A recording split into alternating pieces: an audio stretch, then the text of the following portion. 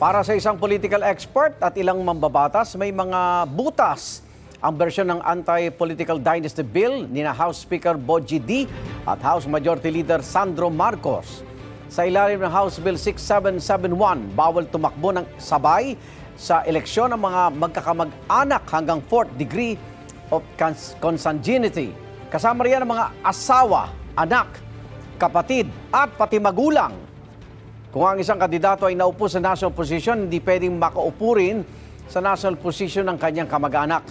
Bawal ding umupo ang magkakamag-anak ng sabay sa posisyon sa parehong probinsya, syudad, munisipalidad o barangay.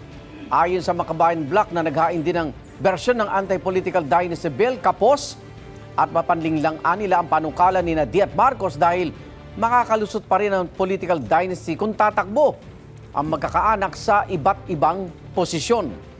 Dagdag ni Representative Laila De Lima na may inihainding hiwalay na panukala, baka magresulta pang anti-political dynasty bill ni Diat Marcos sa isang fat political dynasty. Una naman ang political scientist na si Professor Julio Tihanki, kulang pa ang mga paghihigpit sa panukala ni Diat Marcos sa kanilang bersyon. Iniingan pa ng pahayag si Diat Marcos kaugnay niyan.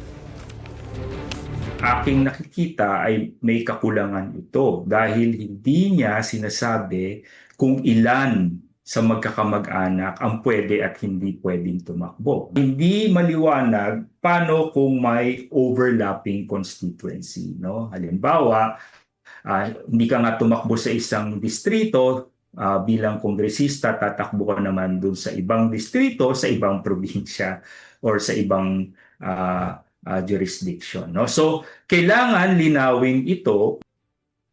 Igan, mauna ka sa mga balita, mag-subscribe na sa GMA Integrated News sa YouTube para sa iba't ibang ulat sa ating bansa.